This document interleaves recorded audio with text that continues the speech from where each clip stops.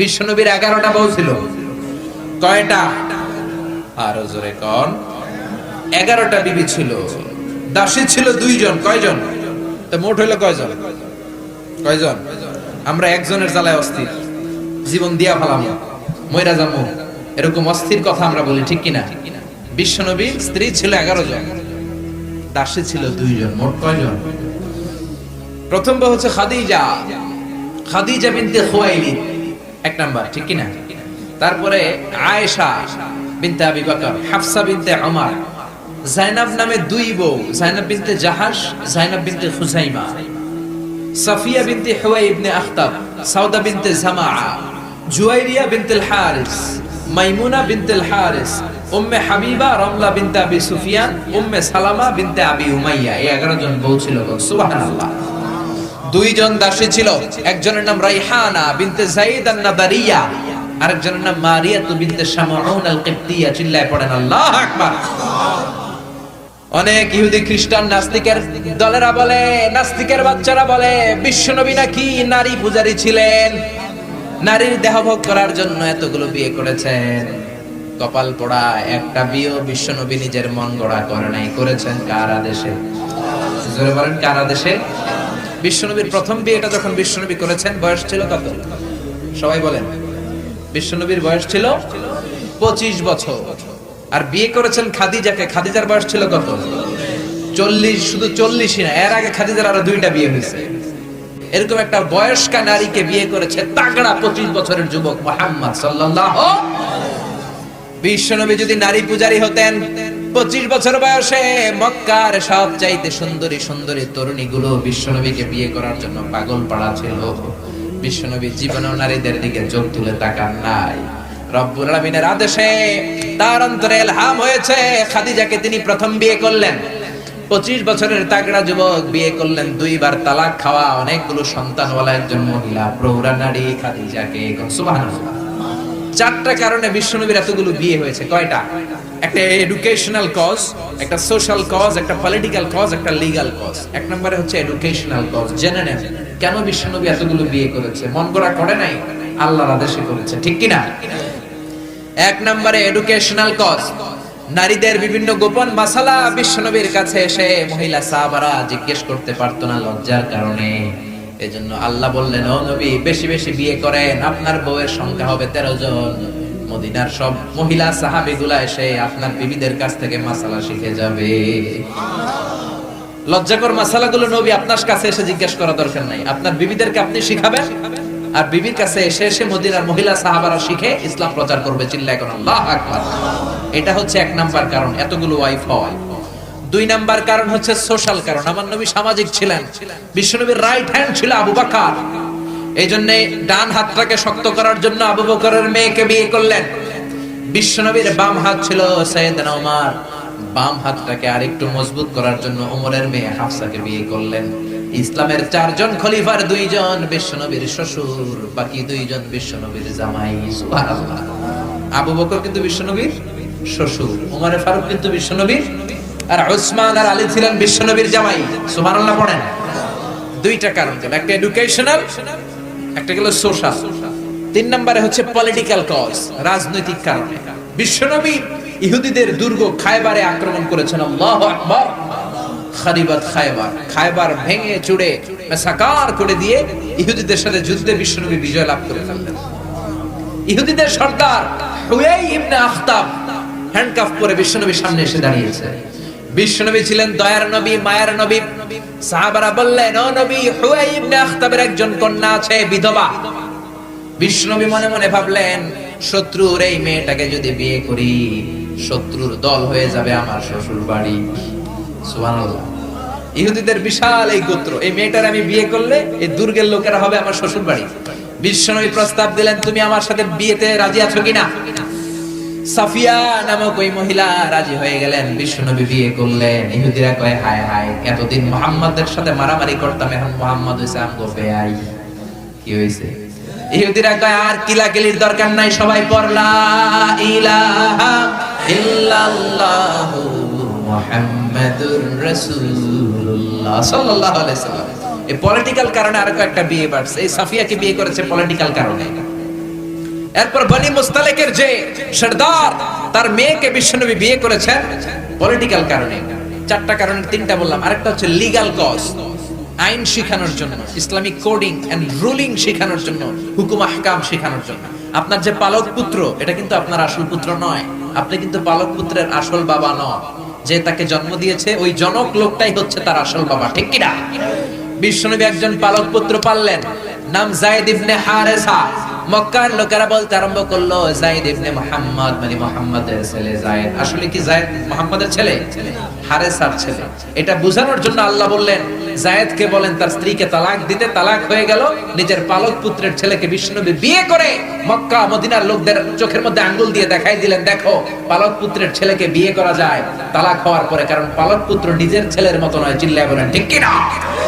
এই জন্য বিশ্বনবীর বিয়ের সংখ্যাগুলো বাড়িয়ে দিয়েছে কে? প্রথম বিয়ে করলেন খাদিজাকে। বিশ্বনবী খাদিজারে এত ভালোবাসতেন, খাদিজা ইন্তেকালের পরে বিশ্বনবী যেই বছরটা কাটিয়েছেন, বিশ্বনবী এটার নাম দিয়েছেন আমুল হুজুন, দুঃখের বছর। যেই বছর খাদিজা ইন্তেকাল করলো ওই বছরটাকে বিশ্বনবী নাম দিয়েছেন দুঃখের বছর। বিশ্বনবী খাদিজারে এত ভালোবাসতেন, দোয়া করার সময় বিশ্বনবী চোখের পানি ছেড়ে দিয়ে আল্লাহরে বলতেন, আল্লাহ কিয়ামতের ওই কঠিন দিন, যেদিন মা ছেলেরে চিনবে না, বাবা মেয়েরে চিনবে না, বন্ধু বন্ধুরে চিনবে না, পীর সাহেব মুরিদরে চিনবে না, মুরিদ পীর সাহেবরে চিনবে না, ওই কঠিন দিন আমি যেন আমার খাদিজারে ভুলে না যাই, ওই দিন যেন আমি আমার খাদিজার কথা মনে রাখি। মা আয়েশা খাদিজাকে নিয়ে খুব গায়রাত করতেন, মানে হিংসা করতেন। একদিন বললেন, ও নবী, বারবার ওই বুড়ি মহিলার কথা বলেন কেন? ওই বুড়ি তো কবে মরে গেছে, বুড়ির পরে আমাদেরকে আল্লাহ আপনার বউ বানিয়েছে, আমাদেরকে পেয়ে কি আপনি খুশি নন? ওই বুড়ির পরে সুন্দরী সুন্দরী বিবিকে আল্লাহ আপনারে দান করে নাই। বিশ্বনবী মা আয়েশার থুতনিটা ভেবে চেপে ধরলেন, কোনোদিন কোনো বিবির গায়ে হাত তোলে না, এই প্রথম আয়েশার থুতনিটা চেপে বললেন, আয়েশা খবরদার, খাদিজার বিরুদ্ধে কোনোদিন এরকম হিংসাত্মক কথা বলবো না, খাদিজার মতো আমি একটা বউ পাই নাই। চিল্লায় বলেন আল্লাহু আকবার। এটা বলছে রাগের মাথায়। আবার অন্য সময় আয়েশারও প্রশংসা করে দিয়েছে, চিল্লায় বলেন সুবহানাল্লাহ। খাদিজা যখন ইন্তেকাল করে বিশ্বনবী গোসল করালেন, কাফন হলো, দাফন হলো, কবর দিলেন, নিজে দাঁড়িয়ে দোয়া করলেন। খাদিজাকে কবর দেওয়ার পরে সাহাবারা ঘরে ফিরে যায়, বিশ্বনবী যায় না। আবু বকর বললেন, ও নবী চলেন ঘরে ফিরে যায়। বিশ্বনবী বললেন, আবু বকর তুমি যাও, আমি যাব না, কারণ যেই মহিলাটাকে মাত্র কবরে শোয়াই দিলাম সাধারণ কোন মহিলা না, আমার বিপদের দিনের সঙ্গিনী খাদিজা। মক্কায় যখন আমার কেউ ছিল না তখন ছিল সে, যখন আমার কেউ ছিল না তখন সাথী খাদিজা। কেউ আমার আশ্রয় দেয় নাই, অর্থ দেয় নাই, শেল্টার দেয় নাই, খাদিজা আমব্রেলার মতো, ছাতার মতো, মেঘের মতো আমাকে সব সময় ছায়া দিয়ে রেখেছে। মক্কার লোকেরা আমারে 3 বছর জেল খাটালো, ওই জেলখানার ভিতরে কেউ যায় নাই, খাদিজা গিয়েছে। আল্লাহু আকবার। 3টা বছর খাদিজা আমার সাথে জেল খেটেছে। আবু বকর পৃথিবীর কোন মহিলাকে রব্বুল আলামিন আরশের উপর থেকে সালাম দেয় নাই, একটা নারীকে শুধুমাত্র আরশের উপর থেকে আল্লাহ সালাম দিয়েছে, সেটা হলো আমার এই খাদিজা। সর্বপ্রথম যেই নারী আমার হাতে হাত রেখে কালিমা পড়েছে এটা হলো আমার খাদিজা। ও আবু বকর তুমি ঘরে ফিরে যাও, আমি যাব না, আমি নবী দাঁড়িয়ে থাকবো। খাদিজার কবরের 3টা প্রশ্নের জবাব, মার রব্বুকা ওয়া মা দীনুকা ওয়া মান হাযার রাজুল, এই খাদিজার কবরের 3টা প্রশ্নের জবাব আমি নিজে দিয়ে তারপরে আমি ঘরে যাব রে আবু বকর। সাইয়েদনা জিবরাইল এসে বললেন, ও নবী আপনি ঘরে ফিরে যান, আল্লাহ জানিয়ে দিয়েছে আপনার আর দাঁড়িয়ে থাকার দরকার নাই, ঘরে ফিরে যান, আবু বকরের সাথে আপনি চলে যান। আল্লাহ জানিয়ে দিয়েছে খাদিজার কবরের 3টা প্রশ্নের জবাব আরশের উপর থেকে আল্লাহ নিজেই দিয়ে দিবে। কি ভালোবাসতো খাদিজাকে। খাদিজার পরে বিশ্বনবী যাকে ভালোবাসতো সে হচ্ছে আয়েশা, সবচেয়ে বেশি ভালোবাসতো। বিশ্বনবী বলেন, উরিতু কি সালাসালা ইয়া আয়েশা, আয়েশা বিয়ের আগে আমি রাতে তোমার 3বার স্বপ্নে দেখেছি। বুখারীর বর্ণনা। কয়বার? এই 3বার স্বপ্নে দেখার পর তোমার চেহারাটা জান্নাতের একটা রেশমি কাপড়ে এনে জিবরাইল বলল, বিশ্বনবী দেখুন তুমি এটারে কেমন লাগে? আমি বললাম ভালো লাগে। জিবরাইল তার কয়েকদিন পরে বললেন, ও নবী আকাশ থেকে ডাইরেক্ট প্রপোজ, সরাসরি প্রস্তাব, বিয়ে করবেন নাকি? কার মেয়ে? জিব্রাইল কয় আবু বকরের মেয়ে।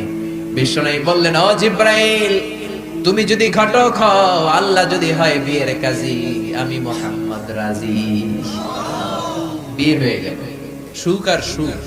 বিশ্বনবীর একমাত্র কুমারী বউ মা আয়েশা যখন বিশ্বনবীর সাথে এক ল্যাপের নিচে শুয়ে থাকতো, তখনও কোরআনের আয়াত নাজিল করতো কে? বিশ্বনবী যখন অন্যান্য স্ত্রীদের সাথে এক ল্যাপের নিচে শোয়া, তখন কিন্তু কোরআনের আয়াত নাজিল হতো না। শুধুমাত্র কেবলমাত্র মা আয়েশার সাথে যখন শোয়া, তখন কোরআনের আয়াত নাজিল করতো কে? চিল্লায় বলেন কে? মা আয়েশা বলেছেন, 5টা জিনিস আল্লাহ আমারে দিয়েছে, পৃথিবীর কাউরে আল্লাহ দেয় নাই। 1 নাম্বার, আমি বিশ্বনবীর একমাত্র কুমারী বউ, বাকি বউগুলা ছিল বিধবা। আমি ছাড়া বিশ্বনবীর কোনো কুমারী বউ ছিল না। 2 নাম্বার, আমার ঘরে বিশ্বনবীর কবর। যারা হজ উমরা করতে যান, বিশ্বনবীর সালাম পড়তে যান, এখন এটা মসজিদে নববীর ভিতরে অ্যাটাচ হয়েছে। যেই জায়গায় বিশ্বনবী আজ আবু বকর আর ওমরকে ডান দিকে রেখে শুয়ে আছেন, এটাই ছিল মা আয়েশার ঘর। সুবহানাল্লাহ। আমার ঘরে বিশ্বনবীর কবর। 3 নাম্বার, আমার কোলেই মাথা রেখে বিশ্বনবী শেষ নিঃশ্বাস ত্যাগ করেছে। 4 নাম্বার, আমার কারণে তোমরা তায়াম্মুমের বিধান পেয়েছো। এই যে আমরা ওযু না করতে পারলে, পানি না পেলে তায়াম্মুম করি, এটা মা আয়েশার কারণে আমরা পেয়েছি। সুবহানাল্লাহ। বনুল মুস্তালিকের যুদ্ধ থেকে বিশ্বনবী ফিরে আসছেন। পথিমধ্যে মা আয়েশা গলার লকেট হারায় ফেলছে। লকেট চিনেন নাকি চেইন চিনেন? হার চিনেন? হার, আচ্ছা হার, স্বর্ণের হার হারায় ফেলছে। বিশ্বনবী বললেন, কাফেলা থামাও, আমার স্ত্রী হার হারিয়েছে, হার খোঁজো। সবাই হার খুঁজতে খুঁজতে ওদিকে মাগরিবের সময় চলে যায়। এখন কি করবে? যেই জায়গায় হার হারাইছে ওই জায়গায় পানিও নাই, পানি অনেক দূর। বিশ্বনবীর প্ল্যান ছিল কাফেলা যেতে যেতে পানির জায়গায় থামবো, ওযু করে নামাজ পড়বো। কিন্তু হার খোঁজার কারণে এখন পানিও নাই। তখনও তায়াম্মুমের বিধান মুসলমানরা জানে না, আল্লাহ জানায় নাই, নাজিল করে নাই। সবাই আবু বকরকে বকাবকি শুরু করলো, আবু বকর দেখো তোমার মেয়ের কাণ্ড, তোমার মেয়ের হার হারিয়ে যাওয়ার কারণে আজকে আমাদের সবার নামাজ কাজা হবে, বিশ্বনবীর নামাজ কাজা হবে। কি কাজ করলো তোমার মেয়ে? আবু বকর যে আয়েশারে ধমকাতে লাগলো, আয়েশা কি করলি? আল্লাহ সাথে সাথে আবু বকরকে ধমক দিয়ে কোরআনের আয়াত নাজিল করলো, আবু বকর আয়েশারে ধমক দিও না, আয়েশারে ধমক দিলে আমার আরশ কেঁপে যায়। ফাইন লাম তাজিদু মাআন ফাতায়াম্মামু সাঈদান তাইয়্যিবা। আয়েশার সম্মানে আল্লাহ আয়াত নাযিল করলেন, ফাইন লাম তাজিদু মাআন, এখন থেকে সফরে কোথাও যদি ওযুর জন্য তোমরা পানি না পাও, মাটি দিয়ে তায়াম্মুম করে নামাজ পড়বা, কবুল করে নিবে কে? এজন্য মা আয়েশা বলতেন, এমন গুণগুলো আল্লাহ আমাকে দিয়েছে, বিশ্বনবীর কোন বিবিকে আল্লাহ এই গুণগুলো দেয় নাই। এত ভালোবাসতো বিশ্বনবী আয়েশাকে, 1 বালতি থেকে পানি নিয়ে দুইজনে গোসল করত। 1 বালতির মধ্যে পানি নিয়ে 1 মগ দিয়ে বিশ্বনবী মাথায় পানি ঢালে, আর 1 মগ দিয়ে মা আয়েশা ঢালে। গ্লাসের যেই জায়গায় ঠোঁট লাগিয়ে মা আয়েশা পানি খেত, ওই জায়গাটা খুঁজে খুঁজে বিশ্বনবী ওনার ঠোঁট লাগিয়ে পানি খেতেন। সুবহানাল্লাহ। আস্তে করে কত রোমান্টিক ছিল আমার মা আয়েশা। ওটের হাড্ডি পছন্দ করত, ওটের হাড্ডি চুষে চুষে যে হাড্ডিটা মা আয়েশা রেখে দিত, ওই চোষা হাড্ডিটা নিয়ে বিশ্বনবী আবার চুষতে শুরু করে দিতে। রাতের বেলা দুষ্টামি করতেন মা আয়েশার সাথে। মা আয়েশাকে ছোট্ট বয়সে বিয়ে করেছেন, 9 বছর বয়স। মা আয়েশা তখনও পুতুল খেলা ছাড়তে পারে নাই। বিশ্বনবী নিজে পুতুল কিনে দিতেন, বলতেন আয়েশা খেলো। আয়েশার বান্ধবীরা যখন ঘরে আসতো, বুখারীর বর্ণনা, বিশ্বনবী আয়েশার বান্ধবীদের জন্য ঘরটা ছেড়ে দিতে চলে যেতেন বাইরে। আয়েশা তার বান্ধবীদেরকে নিয়ে খেলাধুলা শেষ করলে আবার বিশ্বনবী ঢুকতো। চিল্লায় বলেন সুবহানাল্লাহ। মা আয়েশা তীর খেলা দেখতে পছন্দ করতো। বিশ্বনবী, বুখারীর বর্ণনা, মা আয়েশাকে কাঁধে তুলে এক পর্দার এক পাশ দিয়ে ফাঁক করে বলো, আয়েশা যতক্ষণ মনে চায় তীরের খেলা দেখো। দীর্ঘক্ষণ দেখার পরে মা আয়েশার কাঁধে উঠতে পারে না। বিশ্বনবী বললেন, ও আয়েশা, মন ভরে তীর খেলা দেখা হয়েছে নাকি? আয়েশা বললেন, দেখা হয়েছে। তখন বিশ্বনবী কাঁধ থেকে তার ওয়াইফকে নামিয়েছেন। সুবহানাল্লাহ। রাতের বেলা ছোট্ট একটা ঘর। বিশ্বনবী তাহাজ্জুদের নামাজে দাঁড়ালে বিশ্বনবীর সেজদার জায়গায় মা পা ছড়িয়ে শুয়ে থাকতো। বিশ্বনবী লম্বা সময় কেরাত করে, রুকু করে, সেজদা দেওয়ার জায়গা নাই, কারণ সেজদার জায়গায় মা আয়েশার পা বিছানো আছড়াই। বিশ্বনবী মা আয়েশার পায়ের মধ্যে চিমটে দিত। মা আয়েশা পা দুইটা গুটিয়ে নিলে বিশ্বনবী সেজদা দিত। আবার সেজদা দিয়ে উঠে গেলে মা আয়েশা পা বিছিয়ে শুয়ে পড়তো। সুবহানাল্লাহ পড়বেন না? কি সুন্দর ছিল ওনাদের সংসার, কি ভালোবাসা ছিল। স্বামী স্ত্রীর পারস্পরিক সম্পর্ক তো আমরা বিশ্বনবীর জীবনী থেকে শিখবো, সাহাবাদের জীবনী থেকে শিখবো, ঠিক কিনা?